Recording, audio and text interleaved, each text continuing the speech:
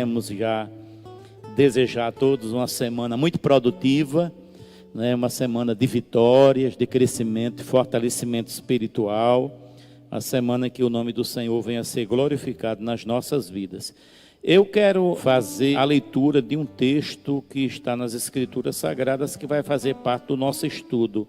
É Carta de Paulo aos Colossenses, capítulo 1. Carta de Paulo à igreja, ou aos irmãos, como ele diz aqui, aos santos e fiéis em Cristo que se encontram em Colossos, né? Queremos ler um texto dessa carta. Eu queria ler um texto até um pouquinho grande, que é Colossenses 1, de 13 até o 29. Não é tão longo, é porque ele vai falar aqui exatamente sobre a excelência da pessoa e da obra de Cristo.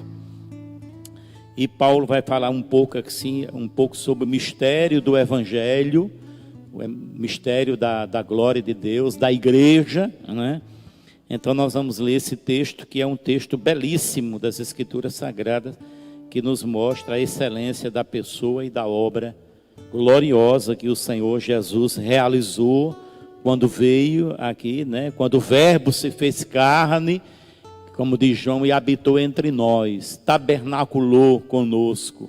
Então, nós vamos ler esse texto aqui, que Paulo diz assim, se referindo a Cristo: Ele nos libertou do império das trevas e nos transportou para o reino do Filho do seu amor, no qual temos a redenção, a saber, a remissão dos pecados.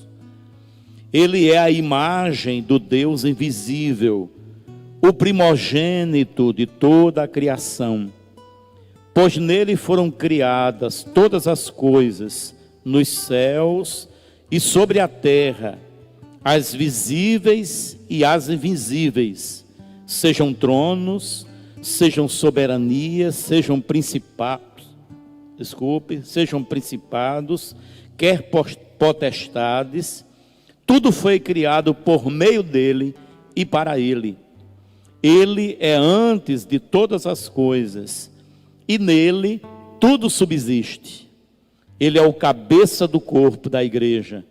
Ele é o princípio, o primogênito entre os mortos, para que em todas as coisas ter a primazia. Porque aprove a Deus que nele residisse toda a plenitude, e que, havendo feito a paz pelo seu sangue da cruz, por meio dele, reconciliasse consigo mesmo todas as coisas, quer sobre a terra, quer nos céus. E a vós outros, que outrora éreis estranhos e inimigos do entendimento pelas vossas obras malignas, agora, porém, vos reconciliou no corpo da sua carne, mediante a sua morte, para apresentar-vos perante ele, santos, inculpáveis e irrepreensíveis. Se é que permaneceis na fé, alicerçados e firmes, não vos deixando afastar da esperança do evangelho que ouvistes e que foi pregado a toda criatura debaixo do céu, do qual eu, Paulo, me tornei ministro. Agora me regozijo nos meus sofrimentos por vós e preencho o que resta das aflições de Cristo na minha carne, a favor do seu corpo, que é a igreja, da qual me tornei ministro, de acordo com a dispensação da parte de Deus, que me foi confiada a vosso favor, para dar pleno cumprimento à palavra de Deus, o mistério que estivera oculto dos séculos e das gerações, agora todavia se manifestou aos seus santos, aos quais Deus quis dar a conhecer qual seja a riqueza da glória deste mistério entre os gentios, isto é, Cristo em vós, a esperança da glória, o qual nós anunciamos, advertindo a todo homem e ensinando a todo homem toda a sabedoria, a fim de que apresentemos todo homem perfeito em Cristo Jesus. Para isso é que eu também me afadigo, esforçando-me o mais possível, segundo a sua eficácia, que opera eficientemente em mim, diz o apóstolo Paulo. Então vamos ficar aqui com esse texto, e eu queria apenas chamar a atenção dos irmãos para a expressão do versículo 25, 26, que ele diz: da qual, a igreja do Senhor, o corpo de Cristo, me tornei ministro, de acordo com a dispensação da parte de Deus que me foi confiada a vosso favor, para dar pleno conhecimento à palavra de Deus, o mistério que estivera oculto dos séculos, agora todavia se manifestou aos seus santos, ao qual Deus quis dar a conhecer qual seja a riqueza da glória deste mistério entre os gentios. Que mistério é esse? Isto é, Cristo em vós, a esperança da glória. Esse é o grande mistério, que Deus revelou a Paulo, e tornando-o ministro para que ele pregasse, para que ele propagasse, esse mistério que é Cristo e a igreja. Louvado seja o nome do Senhor. O grande mistério que Cristo veio trazer para nós é que Deus ama o pecador perdido e quer transportá-lo, como um texto anteriormente diz, transportá-lo das trevas para a luz, para o reino do Filho do seu amor. Louvado seja o nome do Senhor. Então que Deus nos abençoe, irmãos, com esse texto tão lindo, tão edificante, tão abençoador da sua palavra, e que nós tenhamos a sabedoria necessária para guardá-lo no nosso coração e extrairmos dele todas as lições que precisamos aqui para a nossa edificação, para o nosso crescimento, para o nosso fortalecimento espiritual e, acima de tudo, para que o nome do Senhor seja glorificado na nossa vida. Nossa, o quê? A igreja, o povo adquirido, o povo especial, povo amado de Deus, os discípulos do Senhor Jesus. A igreja, ela é composta dos discípulos, daqueles que foram chamados das trevas para a luz, que foram tirados do mundo para Deus. Então essa é a nossa mensagem central aqui nesta manhã, Graças a Deus, louvado seja o nome do Senhor, porque Ele teve misericórdia de nós, porque Ele nos estendeu a sua mão, nos tirou das trevas para a luz, nos tirou da perdição para a salvação, e isso através da pessoa bendita e gloriosa do Senhor Jesus Cristo, também através do seu sacrifício realizado na cruz. Eu achei uma definição interessante, que eu nunca tinha ouvido sobre igreja, de um pastor, que ele disse que a igreja de Cristo é o ajuntamento organizado dos discípulos de Jesus. Achei muito interessante, A igreja é o ajuntamento organizado dos discípulos de Jesus. Achei muito interessante, E também é muito verdadeiro. A igreja, a gente sempre costuma dizer que é a reunião dos salvos, é o conjunto dos salvos, de todos aqueles em todos os tempos e em todos os lugares que foram comprados e redimidos pelo sangue do Senhor Jesus. Como bem disse Paulo, que foram tirados das trevas para o reino do Filho do seu amor.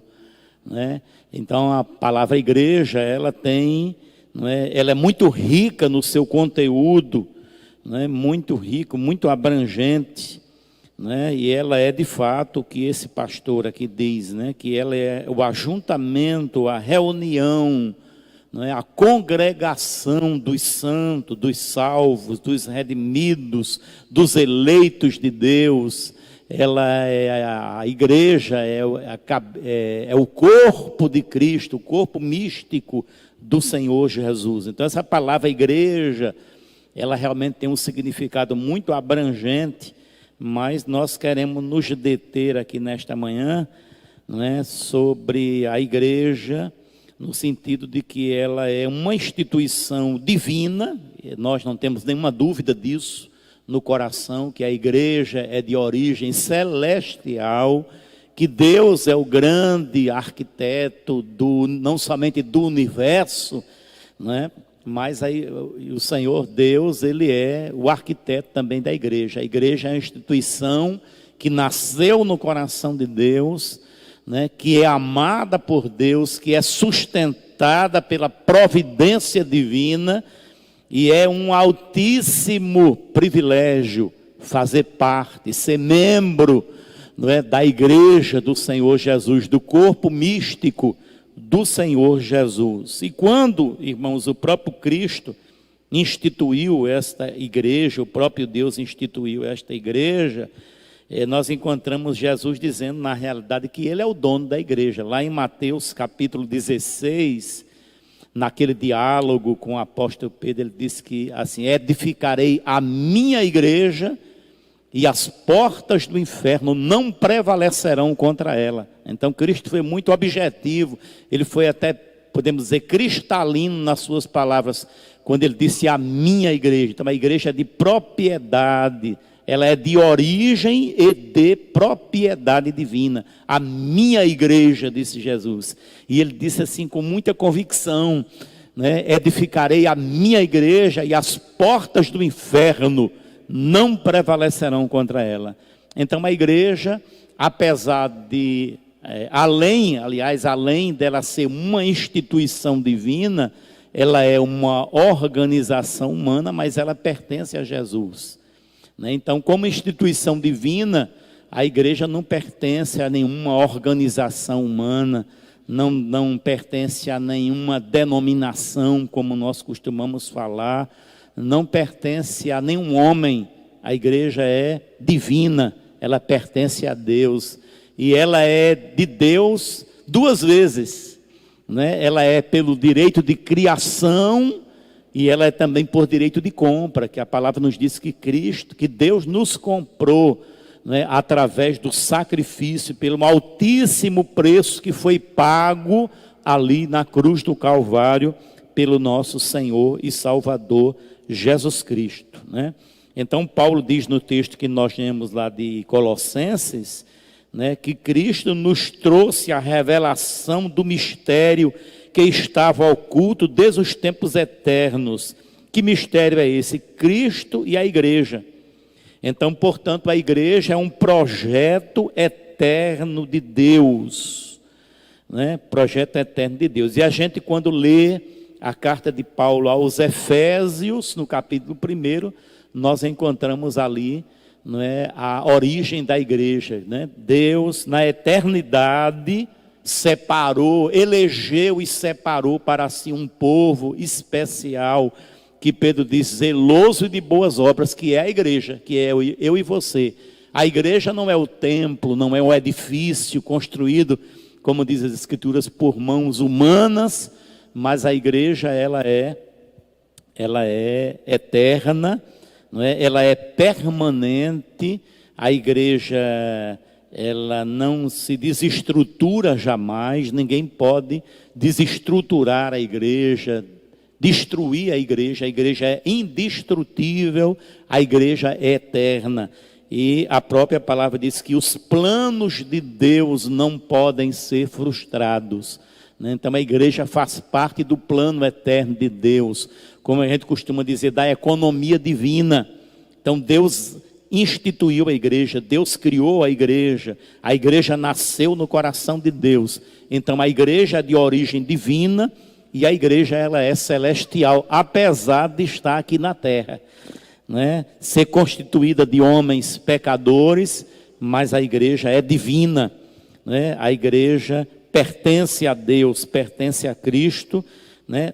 E às vezes algumas das pessoas se rogam querendo ser o dono da igreja, querendo mandar em tudo, querer optar, né? Querer manipular até a igreja, mas a igreja é do Senhor, né? E quando Deus instituiu a igreja, irmãos, Deus deu a ela privilégios e responsabilidades, né? Dentre os grandes privilégios que nós temos é de pertencer a Cristo, né? Um dos grandes privilégios da igreja é que ela pertence a Jesus. Ele é o dono da igreja, Ele é o Senhor da igreja, né?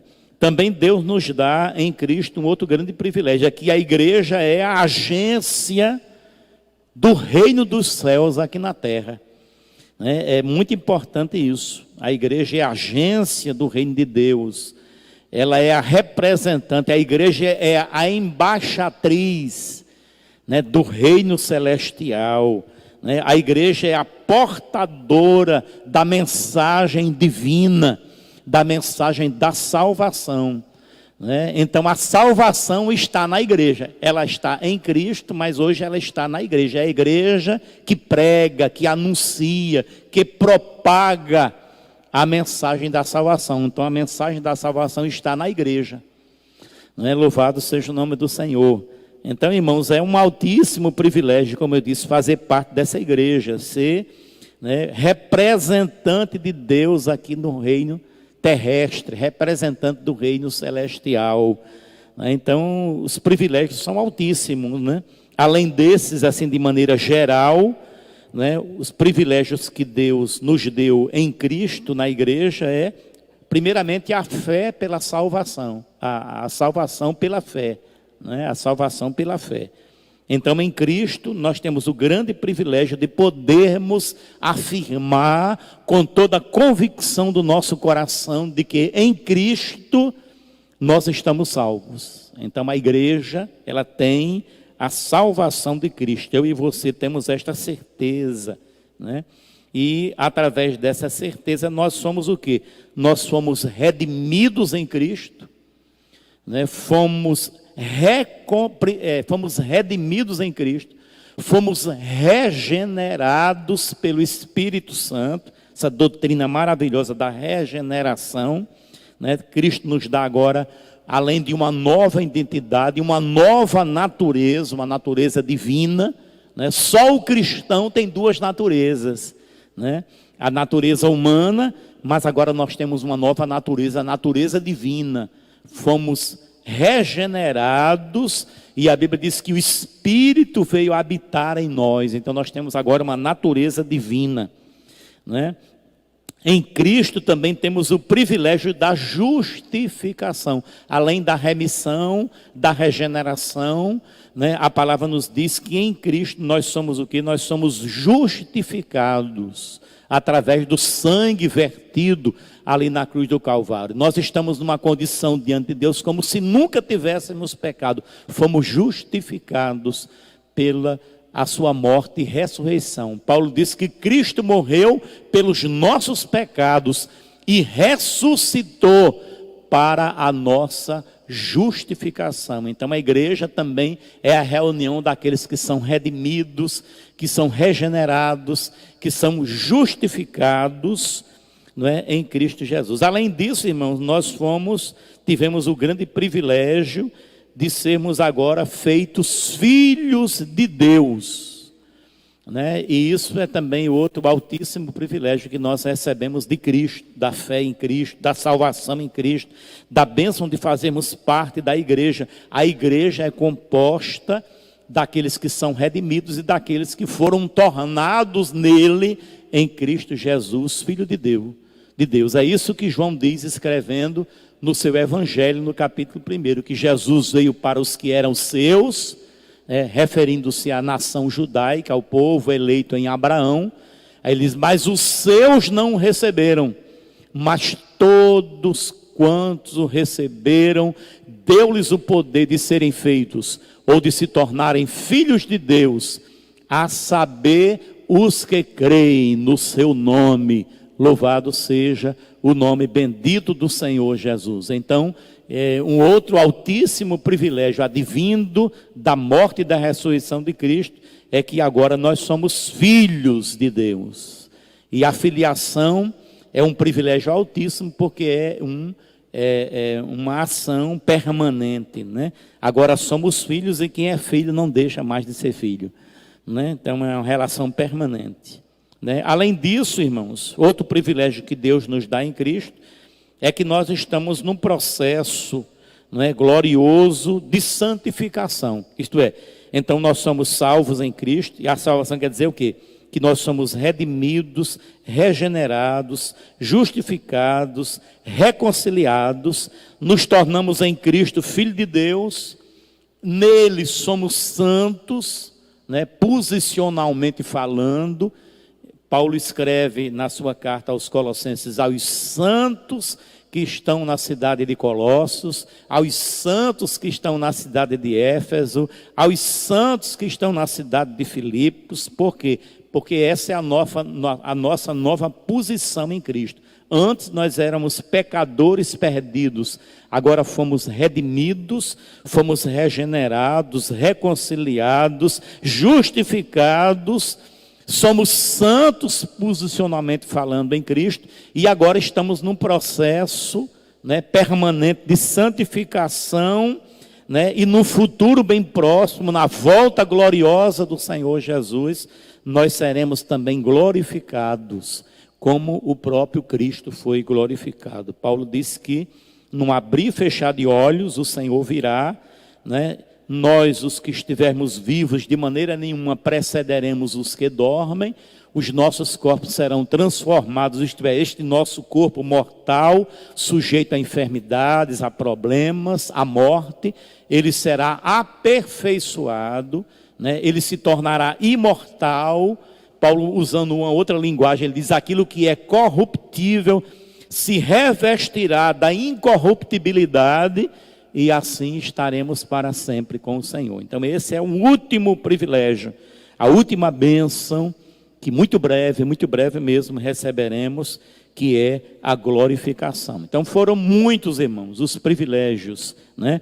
O privilégio de, a partir de receber a Cristo, pertencer a Ele, né, de fazer parte da agência do reino de Deus aqui na terra, de ser o portador ou porta-voz da palavra de Deus, da palavra da salvação, não é? Temos também o privilégio da redenção, da regeneração, da justificação, da reconciliação, da filiação, do processo de santificação e também da glorificação em Cristo Jesus, que acontecerá muito breve na sua volta. Então são altíssimos, né? E além desses outros e outros que a gente poderia citar aqui, os privilégios que Deus nos dá em Cristo, pelo fato de nós o aceitarmos como nosso único e suficiente Salvador, sermos tirados do mundo, da perdição, da condenação e fazer parte do reino do Filho do seu amor, e ao mesmo tempo fazemos parte do corpo místico do Senhor Jesus, que é a sua igreja. Então todos esses ensinamentos aqui estão na palavra de Deus, estão na Bíblia Sagrada, a palavra que não falha, né, porque ela é de Deus, ela não falha, ela não muda, ela está para sempre, diz o sábio Salomão, firmada no céu, né? Então são tudo bênçãos, privilégios que Deus nos dá a partir do momento em que passamos a fazer parte da igreja do Senhor Jesus. E quando isso acontece, pastor? Quando eu creio, quando eu aceito, quando eu recebo na minha vida a pessoa bendita e gloriosa do nosso Senhor Jesus Cristo. Então acontecem todas essas maravilhas, não é, na nossa vida, e por isso, irmãos, não tem povo mais alegre, não tem povo que tenha mais razão para ser feliz do que aqueles que são salvos e fazem parte, na realidade, da igreja, do corpo do Senhor Jesus. Mas além, irmãos, de privilégios, a própria palavra nos ensina que esses privilégios traz também, assim como eu disse que são altíssimos privilégios, nós temos altíssimas responsabilidades. Temos altíssimos deveres como cristãos, como novas criaturas, como membros do corpo de Cristo, como salvos em Cristo Jesus, né? Isso traz para nós também altas responsabilidades, não é? E nós precisamos, na realidade, cumpri-los, né? Exercitá-los na nossa vida. E dentre, né, tantas responsabilidades, a maior delas é, sem sombra de dúvida, temos a consciência que temos que adorar, exaltar, glorificar a Deus, não somente com os nossos lábios, mas com toda a nossa vida. Então nós precisamos que a nossa vida seja um altar permanente de adoração a Deus. Então essa é a primeira grande tarefa, é a primeira grande responsabilidade da igreja e do cristão. Quando a gente fala igreja, a gente está falando coletivamente, né? Os irmãos se lembram daquela definição que eu dei no início, aquele conceito, né, de que a igreja é o ajuntamento de todos os salvos, em todas as épocas, em todos os tempos. É a igreja do Senhor, a igreja universal, né, como nós costumamos dizer, a igreja universal de Cristo. A igreja local, né, já está dizendo, toda a igreja está inserida num local. Nós estamos inseridos aqui na cidade de João Pessoa, né, aqui no bairro do Bessa, né? Então essa chama-se a igreja local, que ela está estabelecida, ela está organizada no local, ela tem um limite, né? Mas a igreja universal de Cristo, ela não tem limite, ela é composta de todos os salvos, de todos os regenerados, de todos os redimidos, em todos os lugares do mundo e em todos os tempos. Então essa é a igreja, a definição da igreja universal, né? Então a igreja, ela deve ser uma comunidade adoradora. Eu disse que o primeiro grande responsabilidade e dever do cristão, do salvo, da igreja, coletivamente falando, é adorar a Deus. Mas isso também é da mesma sorte, falando individualmente, particularmente. A grande tarefa do cristão no mundo é que aonde ele for, aonde ele chegar, aonde ele estiver, ele tem que adorar a Deus. Não somente cantando, né, essa adoração que a gente chama dos hinos de louvores, mas acima de tudo com a sua vida, com o seu comportamento, com a sua maneira de ser, com a sua maneira de viver. Em tudo, absolutamente tudo, irmãos, a nossa vida, ela deve ser de adoração a Deus. Então a igreja coletivamente ela é uma comunidade adoradora, e individualmente falando nós também somos adoradores do Deus vivo, do Deus todo-poderoso, do Deus que é o criador da igreja, que é o autor da vida, que é o Senhor do universo, né? Então devemos a Ele adoração, exaltação. Então tudo na nossa vida deve glorificar a Deus. Mas há uma outra tarefa gloriosa que a igreja precisa cuidar, que é da proclamação. Eu disse que a igreja ela é a embaixatriz, ela é a representante, ela é a porta-voz do reino de Deus. Então essa igreja ela tem uma mensagem, e essa mensagem da igreja ela é divina. E essa mensagem da igreja da qual ela é porta-voz, a mensagem dela é eterna. Não passa, não muda, é permanente. É a pregação do Evangelho do Senhor Jesus, que Paulo diz que é poder de Deus para a salvação de todo aquele que crê. Louvado seja o nome do Senhor. Então esta é a palavra que a igreja é portadora. A palavra da salvação, a palavra da vida eterna, a palavra de que Deus ama o pecador em Cristo Jesus, e por isso quer perdoá-lo, salvá-lo, né? Quer regenerá-lo, quer redimi-lo, né? Quer justificá-lo, quer salvá-lo, enfim, na pessoa bendita e gloriosa do Senhor Jesus. A igreja tem que proclamar esta mensagem, esta palavra. A igreja não pode se omitir. A proclamação do Evangelho não é algo opcional na vida do crente e na igreja, mas é algo realmente imposto, podemos assim dizer, pelo Senhor na sua palavra. A igreja tem a responsabilidade, o dever moral e espiritual de proclamar as boas novas do Evangelho em Cristo Jesus, que Paulo diz, né, torna a dizer, poder de Deus para a salvação de todo aquele que crê. Então a igreja pesa sobre os ombros da igreja, coletivamente falando, individualmente falando, do cristão, a grande responsabilidade e privilégio, irmãos. Adorar a Deus e proclamar o evangelho não é só responsabilidade, é privilégio. E as próprias escrituras nos diz que pregar o evangelho é algo tão glorioso que os anjos nos céus anelaram, desejaram pregar o evangelho, mas Deus não passou para os anjos esta responsabilidade, este privilégio. Ele deu a homens, agora a homens redimidos, a homens que nasceram de novo, àqueles que são filhos de Deus, que são de fato portadores dessa palavra gloriosa, desta palavra celestial, desta palavra que realmente glorifica a Deus e traz libertação e vida nova para o ser humano que está perdido aí no pecado. Então, essa é a segunda grande responsabilidade, a segunda grande tarefa da igreja. Mas há uma terceira, que é muito importante tarefa, que é o cultivo da vida espiritual dos seus membros. Nós somos responsáveis pela vida uns dos outros, em outras palavras, não é? É aquilo que a gente chamamos, que Paulo diz que é a edificação dos santos. A Bíblia diz que Deus deu dons à igreja, e esses dons são dados. Há alguns dons, como nós sabemos, que são para a edificação pessoal, mas há os dons que são dados para que nós possamos abençoar. O que a gente pode dizer são dons coletivos, né? Todo cristão tem dons, irmãos. Não existe cristão sem dons. A gente sabe que antes de se converter, a gente fala muito que fulano é uma pessoa muito talentosa. Esses talentos são dádivas naturais. Os talentos, nós já nascemos com eles. Certo, Wagner?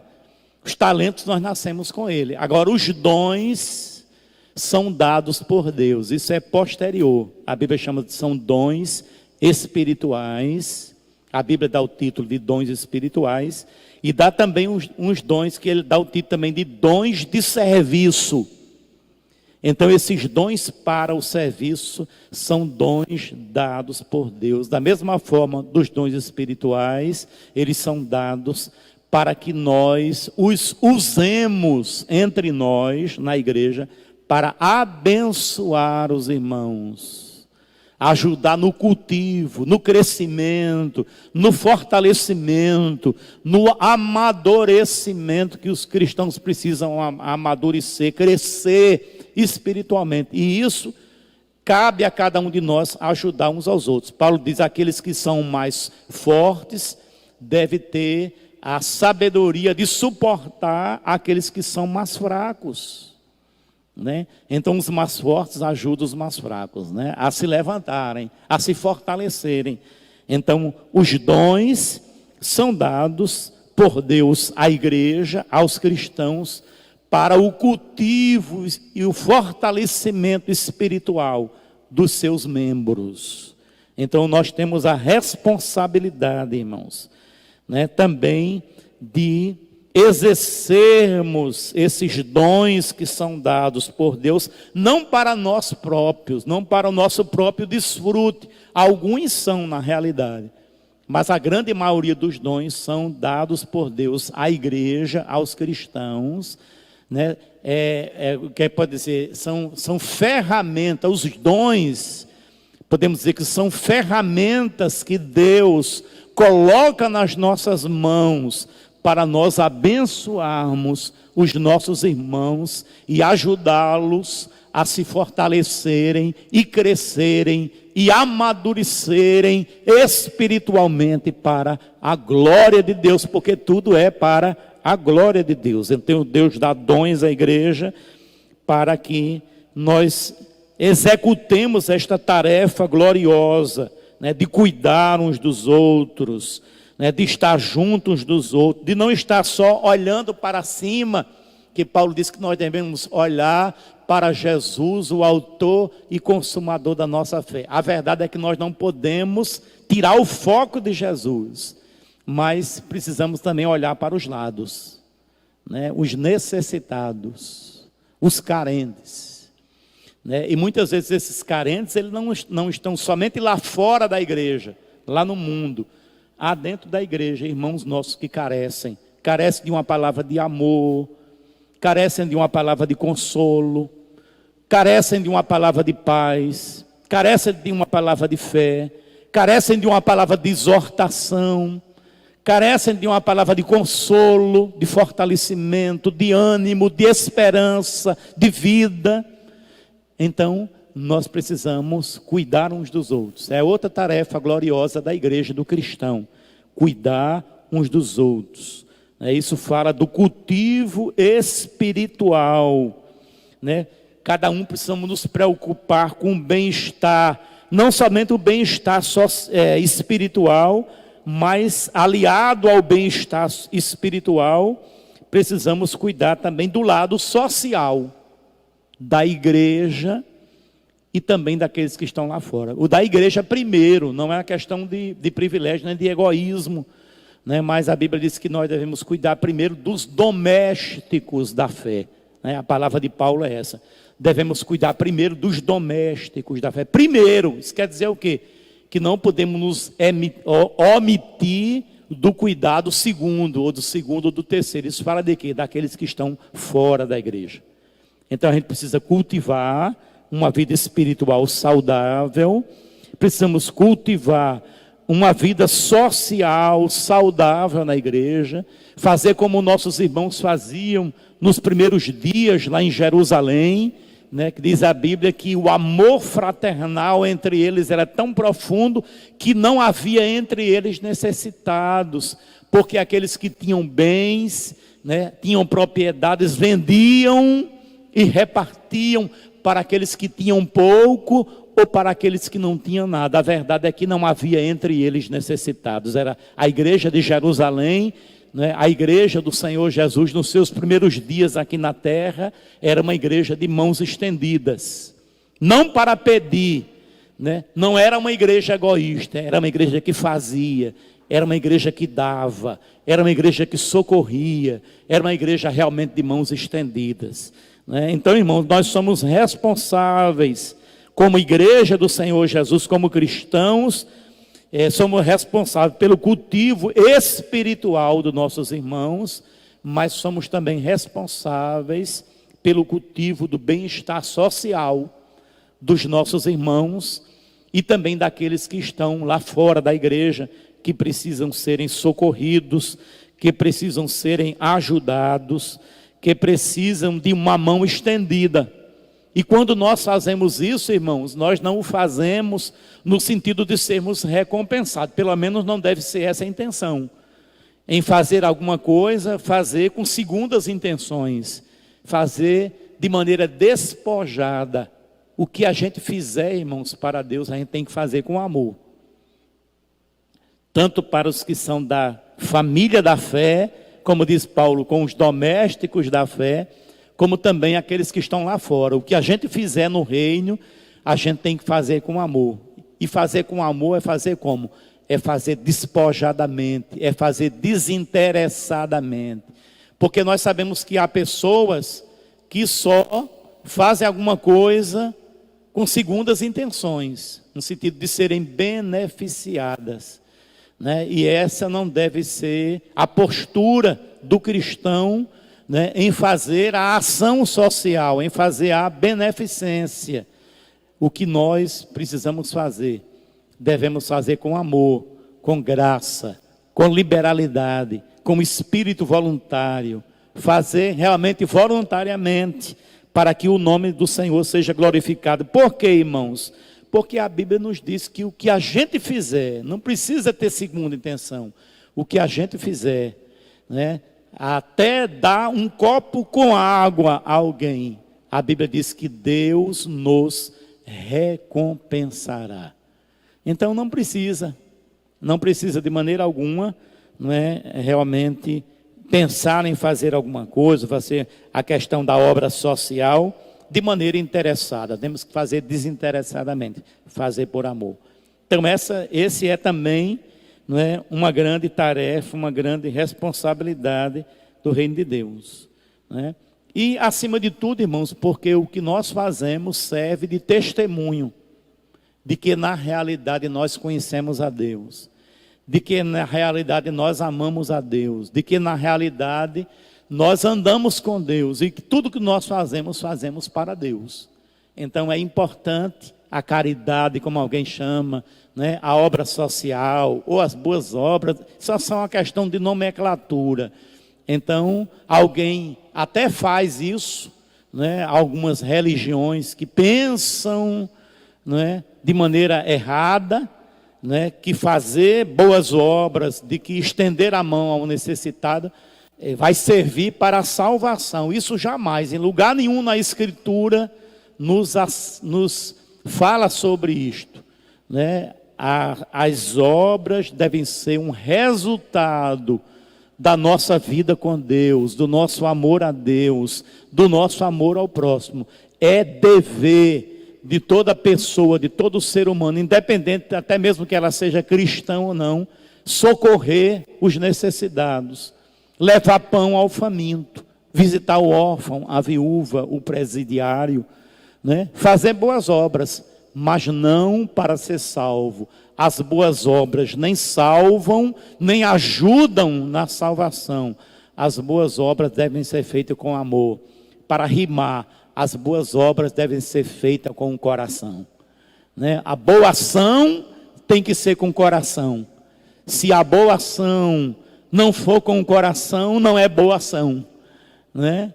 Então, que Deus nos abençoe nesta manhã, meu querido irmão, minha querida irmã. Que nós guardemos no coração estas verdades, que certamente irão fortalecer a nossa fé. Irão fazer com que cada dia mais fiquemos mais firmes, né?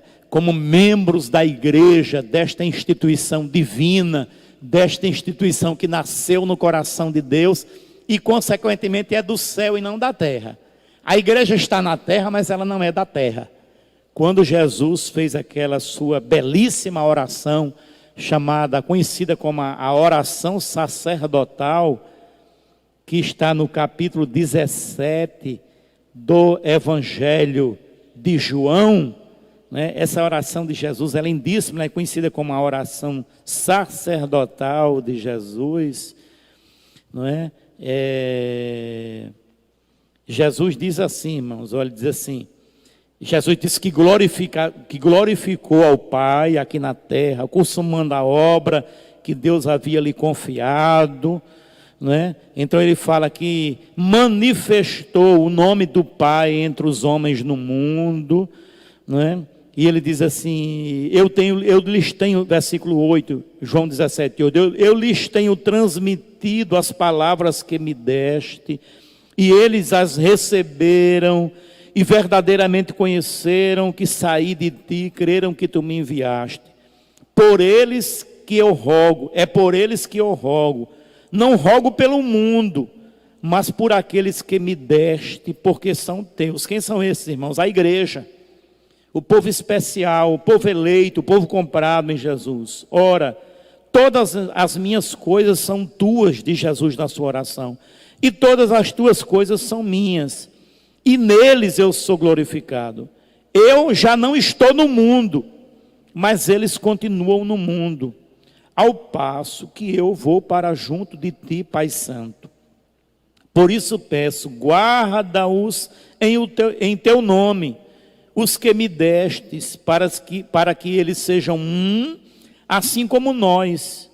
Quando eu estava com eles, guardava-os por amor do teu nome, os que me destes, e os protegi, e nenhum deles se perdeu, exceto o filho da perdição, para que se cumprisse a escritura.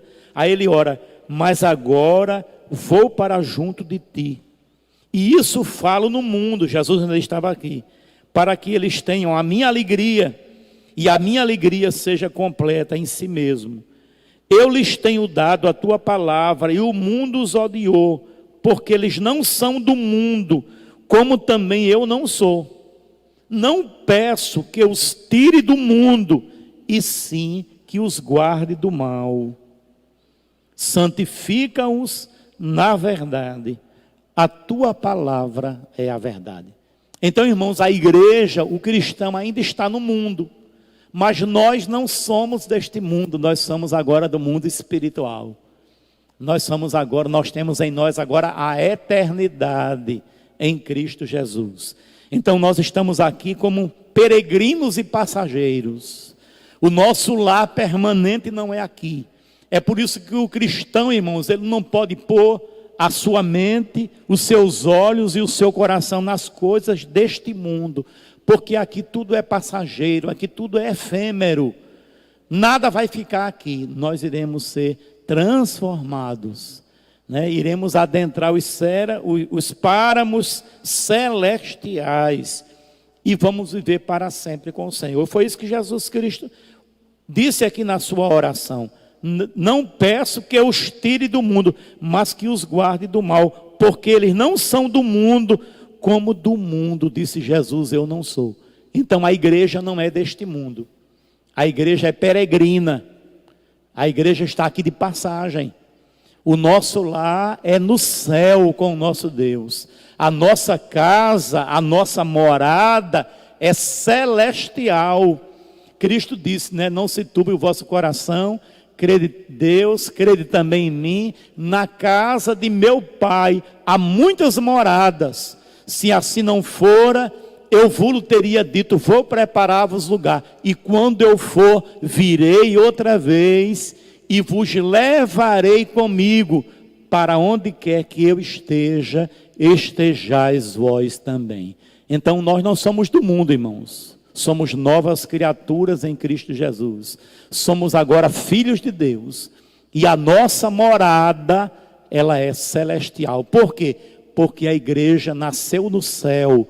A igreja é a instituição divina, a igreja pertence a Deus e a Cristo, não pertencemos a este mundo, pertencemos a Deus. Então guardemos no coração, com convicção, esta verdade gloriosa. A igreja, ela tem a sua origem divina, né? E ela é eterna, então ela é eternamente divinal, louvado seja o nome do Senhor. Então Deus abençoe a sua vida, Deus abençoe a nossa vida e fiquemos firmes no Senhor, tendo esta verdade no nosso coração, para que nada venha abalar a nossa fé, a nossa confiança, a nossa certeza de que nós temos uma morada celestial e que Jesus Cristo, o Senhor da igreja, o dono da igreja, está voltando para nos levar para estar com Ele na morada celestial. Deus nos abençoe, em nome do Senhor Jesus. Amém.